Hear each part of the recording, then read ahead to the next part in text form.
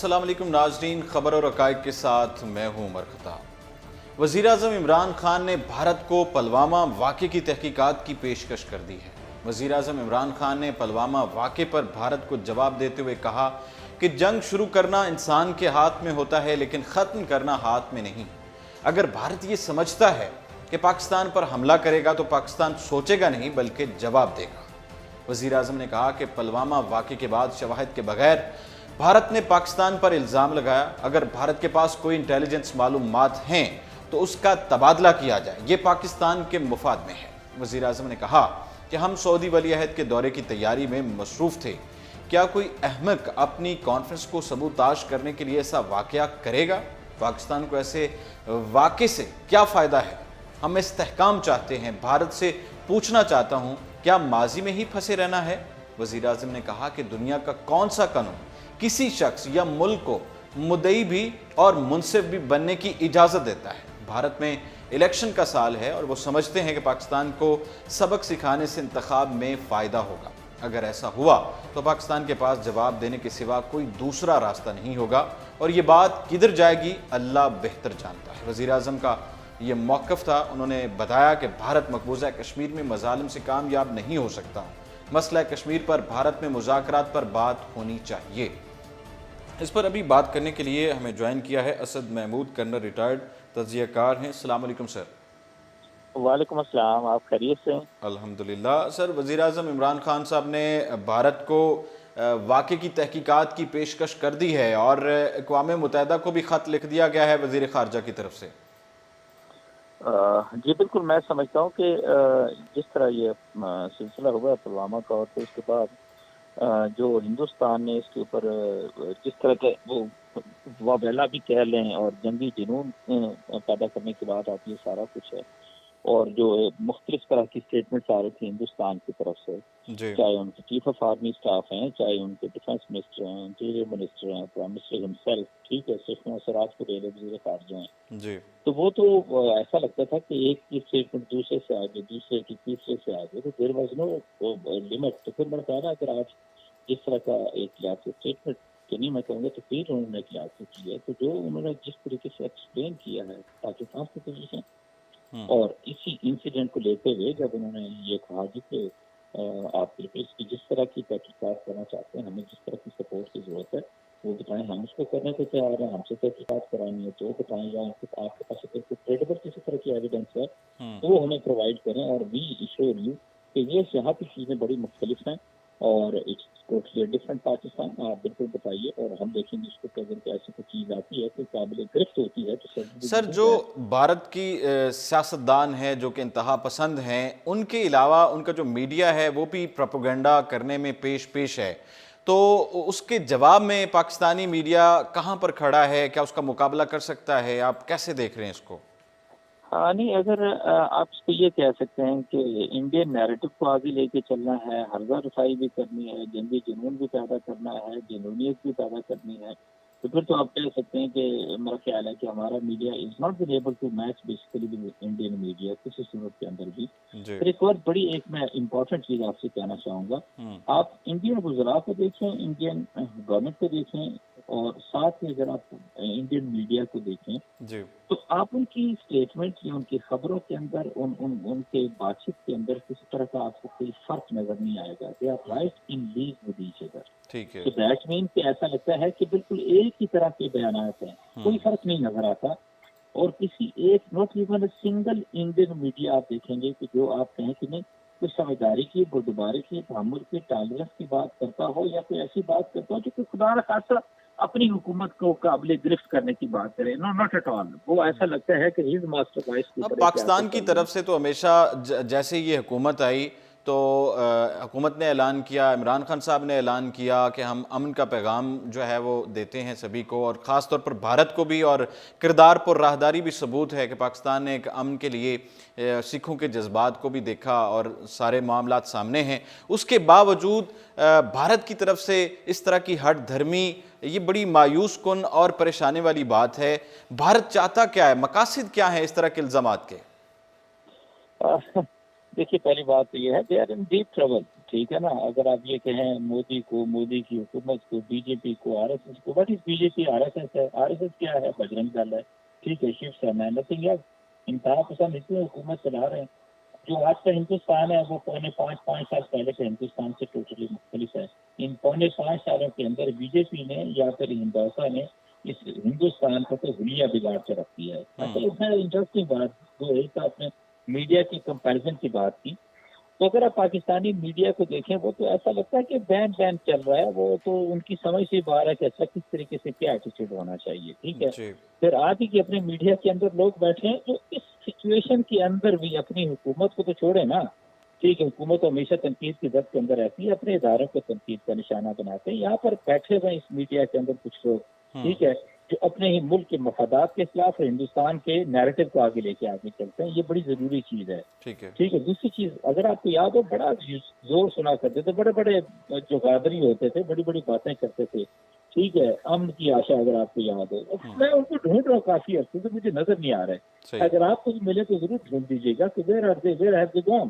اور وہ اتنی بڑی بڑی باتیں کرنا، اتنے بڑے بڑے کلیم کرنا، اور فوج کو جو ہے وہ ہر چیز کے اندر مورد الزام ٹھہرانا، اپنی حکومت کو مورد الزام ٹھہرانا، اپنے انٹیلیجنس ایجنسیز کو مورد الزام ٹھہرانا جی کہ یہ سارا کچھ نہیں ہونے دے رہے. جی ہندوستان تو آگے آ رہا ہے، ہم آگے جا رہے ہیں، لیکن کوئی ہمیں آگے نہیں بڑھنے دے رہا.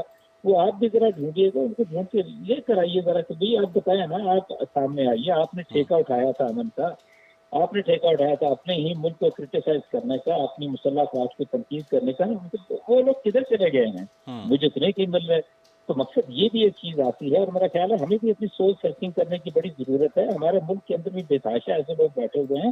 ٹھیک ہے، چہرے کے اوپر تو پاکستانی ہے، لیکن اگر ان کو نقاب نوچیں گے تو آپ کو ہندوستانی ان کے اندر بیٹھے ہوئے نظر آئیں گے. ان کو بھی بالکل ہمیں ایکسپوز کرنا چاہیے. تو ٹائم ہیز کم جہاں پہ ان ساری چیزوں کو دیکھنا ہے. یہاں تک آپ نے سوال دل سے کیا کرتارپور والا. دیکھیے، پاکستان نے تو کسی ایک اسٹیج کے اوپر بھی ایسا کبھی نہیں کہا کہ وہ ہندوستان کے ساتھ مذاکرات نہیں کرنا چاہتا. کوئی ایسا چیز ہے جس کے اوپر آپ سمجھتے ہیں کہ اس کے اوپر ڈسکشن ہونی چاہیے، کوئی ڈسپیوٹڈ کوئی سچویشن ہے، ہم آپ ہر چیز کے اوپر بات چیت کرنا چاہتے ہیں. بھائی Hindustan is not interested at all آپ سے کسی طرح کی بات چیت کرنے میں. کسی چیز آپ اس کو چھوڑیے. انہوں نے کہا کہ جو آپ کے لوگ وہاں پر موجود ہیں ان کو فارغ کریں. اس سے چھوٹا موٹا کبھی کوئی گلوکار ہوتے تھے، کوئی گانے شانے میں حصہ لیتے تھے. انہوں نے کہا جی اب تو انہوں نے کہہ دیا کہ اگر کوئی ہندوستان کا ایسا کوئی شخص ایسا کوئی کام کرے گا تو ہم اس کا بلیک میل کریں گے. جی بالکل. یہ میوزک کمپنی کو بھی پابندی لگائی ہے کہ وہ پاکستانی گلوکار کے ساتھ کام نہیں کر سکتے. سنیے نا، اور یہاں پر ایسے لوگ، اور ایون آپ دیکھیں کہ سپر لیگ کی جو پاکستان کی سپر لیگ ہے اس کی کوریج سے بھی انکار کر دیا ہے ان کے جو بزنس مین ہیں مکیش امبانی نے، ان کی جو کمپنی ہے. اور دوسری بات یہ کہ انڈین کرکٹ کلب سے وزیر اعظم عمران خان کا ایز اے کرکٹر جو نام ہے وہ بھی نکال دیا وہاں سے انہوں نے. جی بالکل. تو مقصد صرف یہ کہ یہ تین چیزیں آپ نے کوٹ کی. اور دوسری طرف کیا ہے، آپ کے اسی طرح ہندوستانی فلمیں چلے. مطلب میں کہتا ہوں یہاں پہ پاکستان کے اندر کچھ ایسے بے شرم لوگ موجود ہیں، very sorry to use these word, اور ایسے لوگ موجود ہیں جن کو کسی طرح کی کوئی قومی غیرت، قومی حمیت کی بات ہوتی ہے، کسی طرح سے کسی کو کوئی ہے ہی نہیں. اور میں یہ سمجھتا ہوں کہ آج ہی کے پروگرام کے توسط سے میں حکومت سے اپیل کروں گا کہ بالکل امیڈیٹلی اس کو اوپر بین کیے جائے. We are no more interested to watch that matter the Indian movies اور انڈین ڈراماز کسی صورت کے اندر بھی. اور اب اگر یاد ہوگا پرائم منسٹر نے یہ کہا تھا کہ اگر ہندوستان ایک قدم آگے آئے گا تو ہم 2 قدم آگے جائیں گے. ہندوستان تو 10 قدم دشمنی کی چل گیا، تو ہم کیوں ان کے ساتھ دوستی کے چکر میں اس وقت تک پڑے ہوئے ہیں. اور یہ میں سمجھتا ہوں کہ it is not only the government, یہ پیپل ٹو پیپل لیول کے اوپر بھی میرا خیال ہے ہمیں بڑا کلیئر ایک ریسپانس دینا پڑے گا ہندوستان کو. That is very important. ٹھیک ہے سر، بہت شکریہ. کرنل ریٹائرڈ اسد محمود ہمارے ساتھ موجود تھے کہ ہمیں ایک ایجنڈا لے کے چلنا ہوگا اور اپنے آپ کو مضبوط کرنا ہوگا، اور بھارت کا جو جواب دینا ہے وہ منہ توڑ جواب دینا ہے. اور وزیر اعظم صاحب نے بھی اسی حوالے سے آج بیان دیا، قوم سے خطاب کیا. کشمیر کے نوجوان اس انتہا پر پہنچ چکے ہیں کہ انہیں موت کا خوف نہیں. کیا فوج کے ذریعے مسئلہ حل کرنا ہے جو آج تک کامیاب نہیں ہو سکا ہے. عمران خان نے کہا کہ بھارت ڈائیلاگز میں دہشت گردی کا موضوع شامل کرنے کی بات کرتا ہے، بھارت سے اس معاملے پر بات کرنے کو تیار ہیں. تاہم افغان مسئلے کی طرح مسئلہ کشمیر مذاکرات اور بات چیت سے ہی حل ہوگا. दहशत गर्दी इस खित्ते का बड़ा इशू है और हम इसे ख़त्म करना चाहते हैं। भारत में एक नई सोच आनी चाहिए। याद रहे कि 14 फरवरी को मकबूजा कश्मीर के ज़िला पुलवामा में भारतीय फोर्सेस के काफिले पर हमले के नतीजे में 44 एहलकारों के मारे जाने के बाद भारत ने पाकिस्तान के खिलाफ प्रोपेगेंडा शुरू कर दिया था और भारत की जानिब से तहकीकात के बगैर पाकिस्तान पर हमले का इल्ज़ाम लगाया जा रहा है। पुलवामा हमले के बाद भारत की जानिब से धमकियों और गैर ज़रूरी इक़दाम के बाद पाकिस्तान ने कशीदगी के खात्मे के लिए अक़वाम मुत्तहिदा से फौरी मुदाखलत का भी मुतालबा कर दिया है। वज़ीर ख़ारजा शाह महमूद कुरैशी ने सेक्रेटरी जनरल अक़वाम मुत्तहिदा को फौरी इक़दाम के लिए ख़त लिखा है। ख़त में ये कहा गया है कि भारत तहकीकात के बगैर पुलवामा हमले का इल्ज़ाम पाकिस्तान पर लगा रहा है। दाखिली मकासद के तहत पाकिस्तान दुश्मन बयानात से भारत खित्ते का माहौल कशीदा बना रहा है। वज़ीर ख़ारजा की जानिब से लिखे गए ख़त में मज़ीद कहा गया है कि भारत की जानिब से सिंतास मुआहदा ख़त्म करने की धमकी संगीन गलती होगी। याद रहे कि वाक़े के बाद भारत ने तहकीकात किए बगैर हमले का इल्ज़ाम पाकिस्तान पर लगाते हुए पाकिस्तान को जो हासिल मोस्ट फेवरेट नेशन का स्टेटस जो है वो वापस ले लिया और अंदरूनी मुल्क PSL मैच दिखाने पर भी पाबंदी लगा दी। बात करेंगे, पाकिस्तान ने कुलभूषण के पासपोर्ट से मुतालिक बरतानवी रिपोर्ट आलमी अदालत में पेश कर दी है। आलमी अदालत इंसाफ ICJ में भारतीय जसूस कुलभूषण यादव की सज़ा के खिलाफ केस की समाअत के दूसरे रोज़ पाकिस्तानी वकील खावर कुरैशी ने कुलभूषण के पासपोर्ट से मुतालिक बरतानवी रिपोर्ट पेश की और आलमी अदालत इंसाफ में समाअत के आगाज़ में पाकिस्तानी वफ़द के सरबराह अटॉर्नी जनरल अनवर मरसून खान ने पाकिस्तान के एडहॉक जज तसद्दुक हुसैन जिलानी की गैर हाज़िरी पर तशवीश का इज़हार किया और एडहॉक जज तब्दील करने की दरख्वास्त भी कर दी। अटॉर्नी जनरल ने कहा कि तसद्दुक हुसैन जिलानी बीमार हैं, किसी भी रियासत को एडहॉक जज तैनात करने का इख्तियार है। आलमी अदालत इंसाफ ने जस्टिस तसद्दुक हुसैन जिलानी से मुताल्लिक दरख्वास्त पर फैसला महफूज कर लिया और सदर आलमी अदालत इंसाफ यूसुफ अल-कबी ने पाकिस्तान के एडहॉक जज की गैर हाज़िरी में समाअत जारी रखने की इजाज़त दे दी। सदर आलमी अदालत ने रिमार्क्स दिए कि तसद्दुक जिलानी से मुताल्लिक आपके सवाल का जवाब मुनासिब वक्त में दिया जाएगा। आलमी अदालत इंसाफ में दलाल देते हुए अटॉर्नी जनरल अनवर मरसून खान ने कहा कि कुलभूषण यादव ने अपनी तमाम सरगर्मियाँ भारतीय ईमा पर की। उन्होंने कहा कि भारतीय जसूस की सरगर्मियां इनफरादी तौर पर नहीं थी, वो एक नेटवर्क के तौर पर काम कर रहा था। अटॉर्नी जनरल का कहना था कि कुलभूषण यादव पाकिस्तान में दहशतगर्दी के मंसूबों में मुलव्वस रहा। वो खास तौर पर CPEC को निशाना बनाना चाहता था। उसके अलावा तुर्बत गवादर को नुकसान पहुंचाने का मंसूबा भी बनाया गया था। अनवर मरसून खान ने कहा कि दहशतगर्दी में अब तक पाकिस्तान को $130 अरब का नुकसान हो चुका है। पाकिस्तान दहशतगर्दी से मुतासर होने के बावजूद दहशतगर्दी के खिलाफ जंग लड़ रहा है और कुर्बानियां भी दी हैं। उन्होंने कहा कि कोयटा की अदालत के बाहर बड़ा धमाका किया गया जिसमें सैकड़ों वकील जाँ बहक हुए थे और आर्मी पब्लिक स्कूल पेशावर हमले में भारत बराह रास्त मुलव्वस था जिसमें 140 मासूम बच्चों को शहीद किया गया। अटॉर्नी जनरल ने अपने दलाइल में कहा कि पाकिस्तान आलमी अदालत इंसाफ से कानून के मुताबिक कार्रवाई की तवक्को करता है, उम्मीद करता है। उनका कहना था कि भारत अफगान सरजमीन को पाकिस्तान के खिलाफ इस्तेमाल कर रहा है।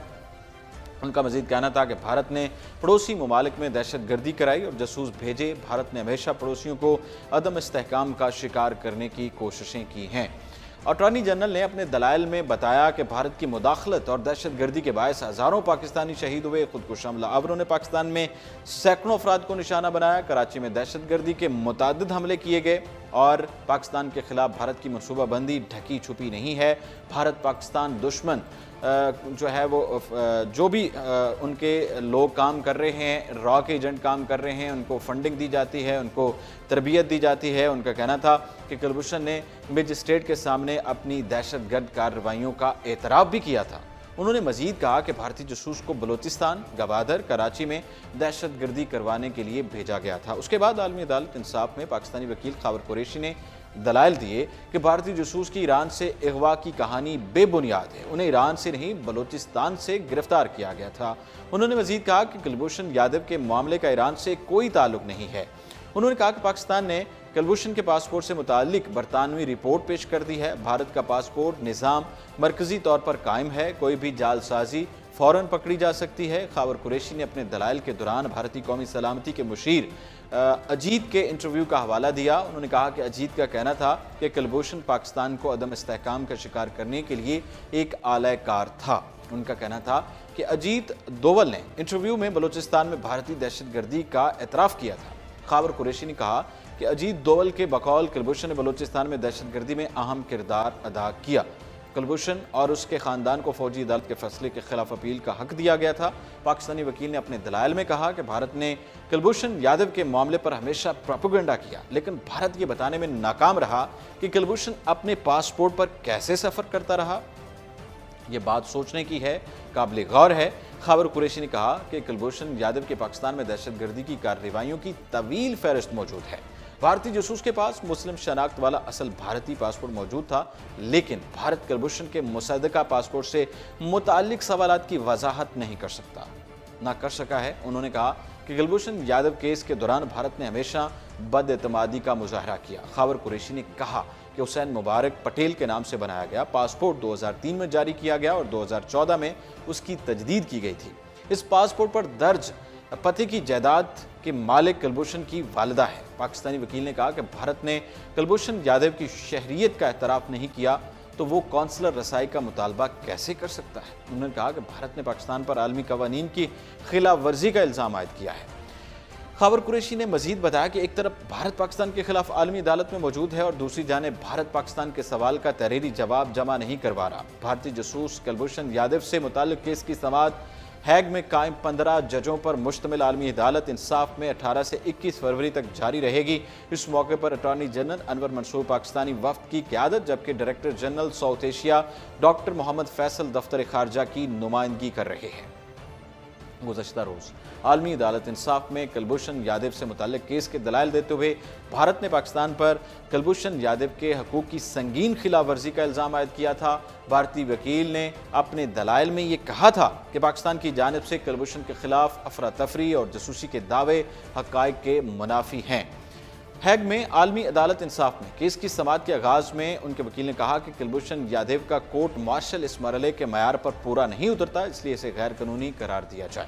یاد رہے کہ را کے لیے کام کرنے والے بھارتی نیوی کے حاضر سروس کمانڈر کلبھوشن یادو عرف حسین مبارک پٹیل کو پاکستان کے قانون نافذ کرنے والے اداروں نے 3 مارچ 2016 کو غیر قانونی طور پر پاکستان میں داخل ہوتے ہوئے گرفتار کیا تھا۔ بات کریں گے منی لانڈرنگ کیس کے حوالے سے زرداری کی نظرثانی درخواست پر سماعت کے لیے لارجر بینچ کی استدعا۔ درخواست میں عدالتی دائرہ اختیار کو بنیاد بناتے ہوئے آئین کے آرٹیکل 184/3 میں اپیل کا حق نہ ہونے پر بھی سوال اٹھائے گئے ہیں۔ اسلام آباد سابق صدر آصف علی زرداری نے جعلی بینک اکاؤنٹس کیس میں نظرثانی درخواست پر سماعت کے لیے لارجر بینچ کی استدعا کر دی ہے۔ سپریم کورٹ میں جعلی بینک اکاؤنٹس کے ذریعے بیرون ملک رقم منتقل کیے جانے کے اذکر نوٹس کیس کی سماعت کے دوران سابق صدر کے وکیل لطیف کھوسا نے متفرق درخواست دائر کی۔ درخواست میں عدالتی دائرہ اختیار کو بنیاد بنایا گیا۔ درخواست میں موقف اختیار کیا گیا ہے کہ سابق چیف جسٹس کے فل کورٹ ریفرنس کے موقع پر اس پر بات ہوئی تھی اور attorney general Pakistan bar council اور سپریم کورٹ بار بھی رائے دے چکے ہیں۔ درخواست میں یہ کہا گیا ہے کہ اعلیٰ عدلیہ کے کئی ججز بھی اذکر نوٹس اختیار کے تعین کے حق میں ہیں، اس لیے تضاد کو دور کرنے کے لیے لارجر بینچ تشکیل دیا جائے۔ آصف زرداری کی جانب سے دائر درخواست میں جسٹس قاضی فائز عیسیٰ اور جسٹس منصور علی شاہ کے فیصلوں کا بھی حوالہ دیا گیا۔ ایف آئی اے جعلی بینک اکاؤنٹس کے ذریعے منی لانڈرنگ کی تحقیقات کر رہی ہے اور اس سلسلے میں اومنی گروپ کے سربراہ انور مجید اور نجی بینک کے سربراہ حسین لوائی بھی ایف آئی اے کی حراست میں ہیں، جبکہ تحقیقات میں تیزی کے بعد سے اب تک کئی جعلی اکاؤنٹ سامنے آ چکے ہیں، جن میں فالودے والے اور رکشے والے کے اکاؤنٹ سے بھی کروڑوں روپے نکلے تھے۔ ملک میں بڑے بزنس گروپ ٹیکس بچانے کے لیے ایسے اکاؤنٹس کھولتے ہیں جنہیں ٹریڈ اکاؤنٹس کہا جاتا ہے اور جس کے نام پر اکاؤنٹ کھولا جاتا ہے اسے رقم بھی دی جاتی ہے۔ اس طرح کے اکاؤنٹس صرف پاکستان میں ہی کھولے جاتے ہیں اور دنیا کے دیگر حصوں میں ایسی کوئی مثال موجود نہیں ہے۔ منی لانڈرنگ کیس میں اومنی گروپ کے سربراہ اور آصف زرداری کے قریبی ساتھی انور مجید اور ان کے صاحبزادے عبدالغنی مجید کو سپریم کورٹ سے گرفتار کیا گیا تھا، جبکہ زرداری کے ایک اور قریبی ساتھی نجی بینک کے سربراہ حسین لوائی بھی منی لانڈرنگ کیس میں گرفتار ہیں۔ ناظرین، یہ تھا آج کے پروگرام اور اس کے ساتھ ہی عمر خطاب کو دیجیے اجازت اور آپ دیکھتے رہیے اردو پوائنٹ۔